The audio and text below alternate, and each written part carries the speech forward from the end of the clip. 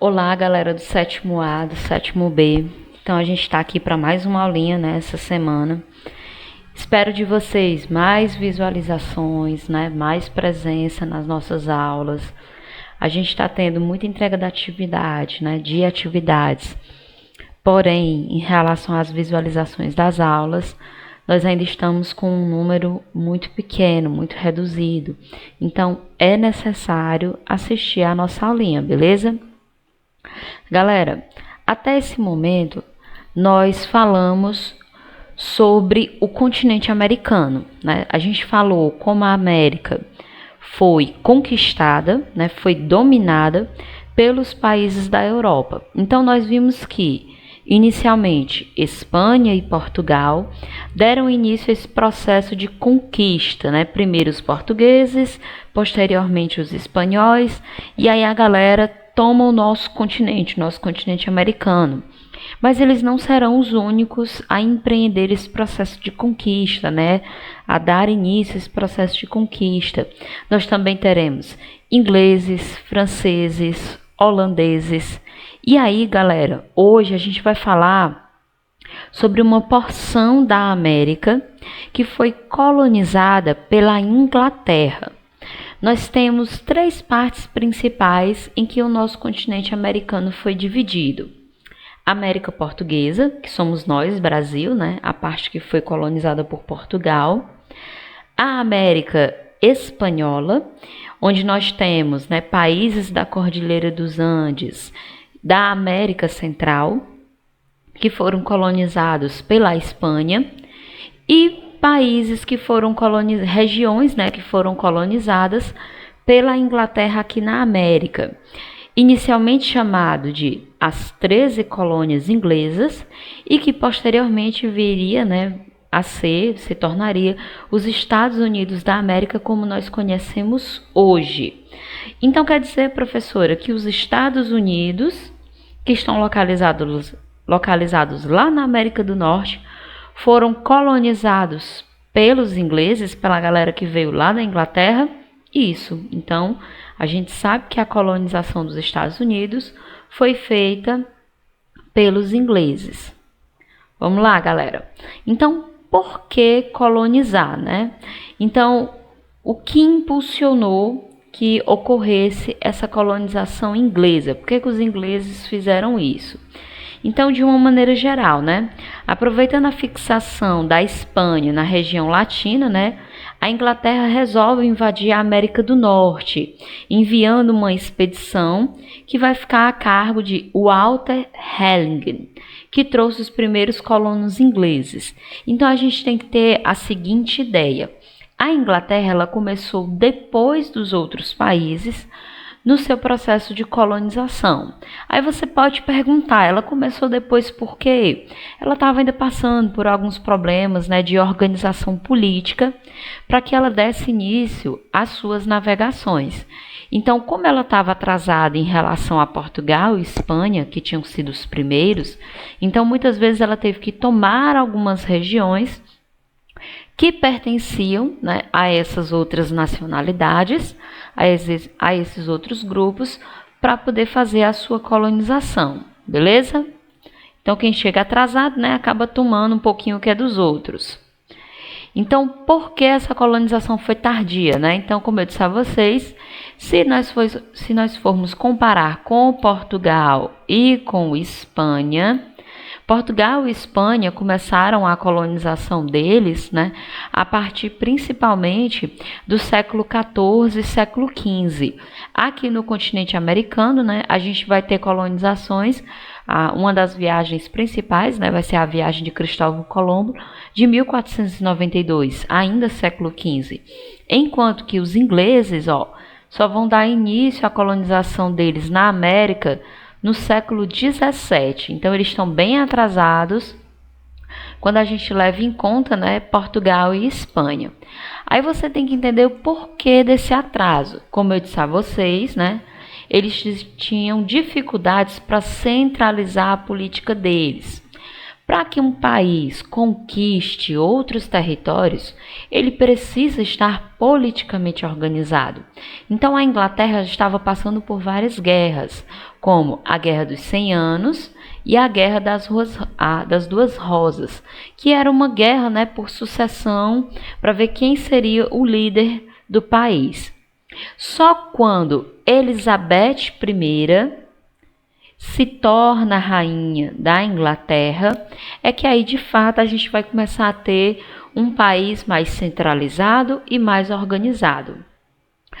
Diante de tantas brigas por poder, diante de tantas brigas para ver quem liderava o país, né?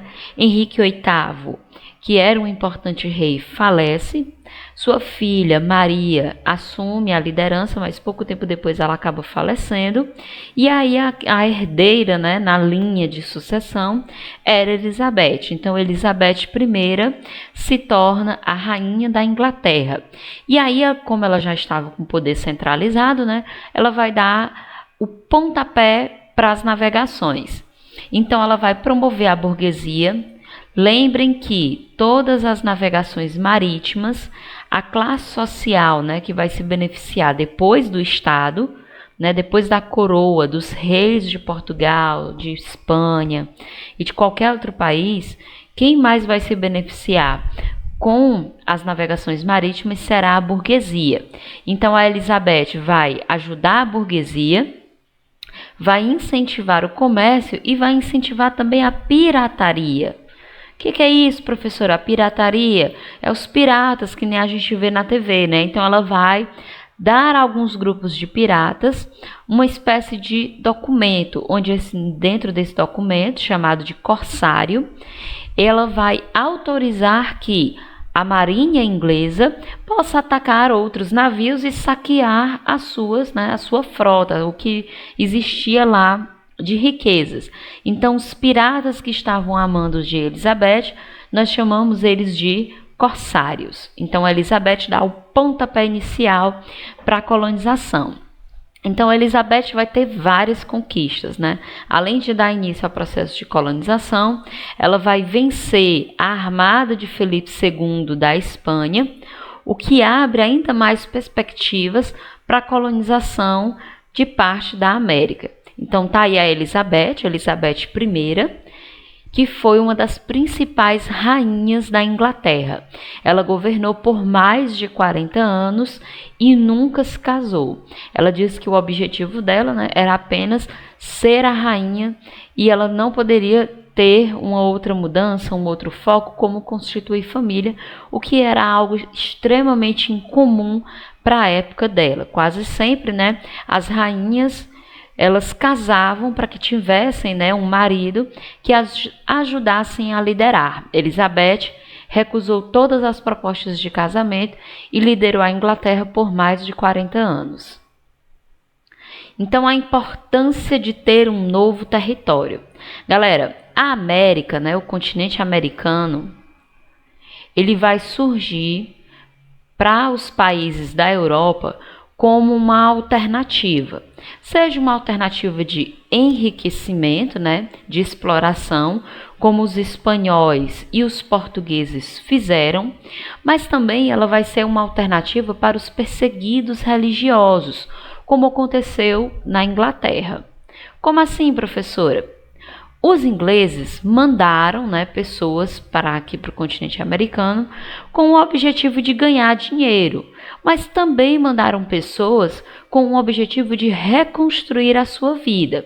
Galera, a Rainha Elizabeth, ela era protestante. O que significa isso? Ela acreditava, né, na igreja, em Jesus, em Deus, mas ela não acreditava na igreja católica. A igreja que ela seguia era chamada de anglicanismo. Então, ela acabou empreendendo, né? Ela acabou dando início a uma perseguição a todos aqueles que não eram anglicanos, que eram católicos. Então, qualquer um, né, que não seguisse a religião que ela pretendia, seria, obviamente, né, expulso da Inglaterra ou sairia por conta própria, né, para tentar reconstruir a sua vida. Não foi só ela que fez isso, a irmã dela também, no período que governou, Maria I, também fez a mesma coisa. Só que Maria, ao invés de ser anglicana, era católica e perseguia aqueles que não fossem católicos. Então era comum essas perseguições. Então, galera, devido à adoção do anglicanismo como religião oficial do Estado, né, teve gente que procurou outro lugar. E aí eles viram na América, no século XVII, como você está vendo aqui, uma terra das oportunidades. Então muitos decidiram, vamos para a América tentar reconstruir a nossa vida, já que aqui a gente não está sendo bem aceito e está tendo aí até uma considerável perseguição a nós. Então, para esses perseguidos e também como uma alternativa de vida nova, né, para aqueles que eram excluídos socialmente. Por exemplo, a pessoa perdeu parte do campo, né, onde ele vivia, parte das terras dele foram tomadas. Então, ele também via essa possibilidade de ir para a América como uma forma de reconstruir a sua vida. Então, entre os séculos 16 e 17, os ingleses, né, fundaram na costa atlântica, naquela partezinha da América, onde hoje é os Estados Unidos, as famosas 13 colônias inglesas. Então, esse pedacinho de imagem que eu estou mostrando para você aí, foi onde teve início os Estados Unidos. Você está vendo aqui embaixo, ó, um mapazinho que está mostrando os Estados Unidos todinho completo, tá vendo que eu estou circulando aqui? Então, um pedacinho, né, que começou os Estados Unidos, foi só esse pedacinho aqui que você está vendo, ó, dentro do quadrinho colorido. Então, esse pedacinho dos Estados Unidos, depois viria a ser tudo isso daqui, mais adiante, né, com os processos de conquista. E aqui você está vendo, né, as primeiras colônias da América inglesa. Então, os ingleses foram lá e montaram essas colônias. Então, você tem New Hampshire, Massachusetts, Rhode Island, Connecticut, Nova York, Nova Jersey, Pensilvânia, Delaware, Maryland, Virgínia, Carolina do Norte, Carolina do Sul e Geórgia. Então, essas foram as primeiras colônias fundadas que depois viria a ser os Estados Unidos da América. Então, galera, só no século XVII a Inglaterra vai viver uma conjuntura favorável. O que significa isso? Só a partir do século XVII é que a Inglaterra vai ter, né, um momento adequado para o início da colonização. A Espanha estava em decadência, né? A Espanha, que era uma concorrente dos ingleses, não estava legal, não estava tendo condições para manter os territórios. Lembra que os territórios tinham sido divididos, né, pelo Tratado de Tordesilhas. Uma parte estava com Portugal e uma parte com os espanhóis, uma grande parte, a maior parte com a Espanha. Então, como a Espanha não conseguia manter o grande território destinado a ela pelo Tratado de Tordesilhas, então os ingleses aproveitaram esse momento e essa fragilidade para poder, né, pegar uma parte lá. Outra coisa, do ponto de vista social, as cidades inglesas estavam lotadas, então existia uma massa imensa de homens, de pessoas pobres. Essa pobreza era resultado de um êxodo rural, ou seja, as pessoas viviam nos campos, as suas terras foram tomadas, né, por uma prática chamada de cercamentos. Então, esses homens e mulheres perderam seus territórios e acabaram, né, indo para as cidades, encher essas cidades. Então, havia muita miséria. E a possibilidade de ir para a América era uma chance de reconquistar e recomeçar a vida.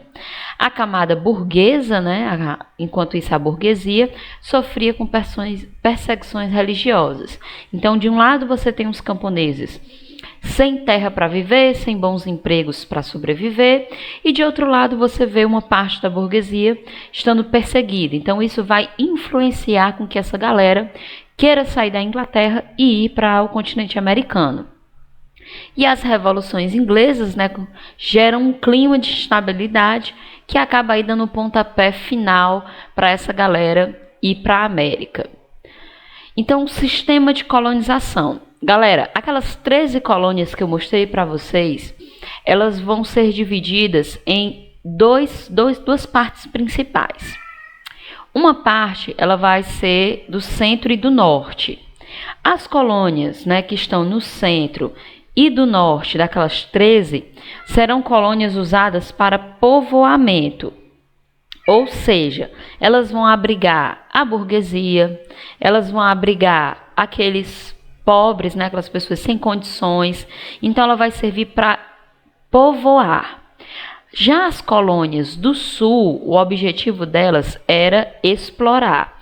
Então, eles desenvolveram essas colônias apenas para fazer comércio, como aconteceu com todas as colônias da Espanha e de Portugal.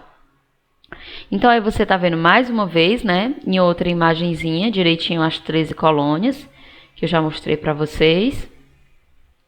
E aí os primeiros. Galera, inicialmente a Inglaterra, né, concedeu a companhias de comércio o início da colonização. Então a Inglaterra tentou, não deu certo, e aí ela deu para a iniciativa privada as companhias de comércio, como por exemplo a Companhia de Comércio de Londres. Só depois é que pessoas, né, de uma maneira independente e também com um apoio, né, vão vir fazer essa colonização. Esses pais colonizadores que são chamados, que são os peregrinos do navio Mayflower, serão os primeiros colonos a se estabelecer na América sem ser por iniciativa privada. Não esqueça, primeiro a Inglaterra deu a colonização para companhias de comércio, para só posteriormente, né, ter a iniciativa particular, como foi dessas pessoas que eu estou citando. Então essas pessoas, né, elas pegaram esse navio Mayflower, e vieram para o continente americano. Então o principal objetivo, né, o que fez com que esses homens e mulheres viessem, foi justamente as perseguições religiosas que eu citei para vocês. Então esses caras, né, e esses homens e essas mulheres que vieram no Mayflower, que são chamados de pais peregrinos, eles constituíram o mito fundador da sociedade americana. Então a ideia de que eles estavam declarando, né, que nas novas terras surgiria uma nova sociedade, que seria baseada na liberdade religiosa e na busca por uma sociedade mais justa. Então a ideia deles era vir para a América e fazer uma sociedade melhor, reconstruir um mundo melhor. Sendo que na realidade, né, esses pais peregrinos, eles perseguiram e massacraram os povos nativos que já existiam no continente americano. Então eles não foram tão justos assim, né? Eles chegaram e acabaram tomando o que era dos indígenas norte-americanos. Então não foi tão justo. Pode ter sido justo para eles, mas para os indígenas não. Então, galera, como eu disse a vocês, né, inicialmente foi dada a colonização para companhias de comércio. Londres, como eu já citei, e a Plymouth. Então, primeiro para elas, que são de iniciativa privada, e depois para os pais peregrinadores, né, do Mayflower, como eu citei a vocês. Galera, como é que se organizavam politicamente essas 13 colônias? Então, as 13 colônias, elas eram completamente independentes entre si. Então, cada uma delas, né, estava subordinada diretamente à metrópole, mas elas tinham independência, coisa que não tinha nas colônias da América Portuguesa, coisa que não tinha nas colônias da América Espanhola. Então, por que foi diferente? Porque a colonização foi dada, né, para a iniciativa privada e para a iniciativa, né, particular, como dos peregrinos, dos pais peregrinos.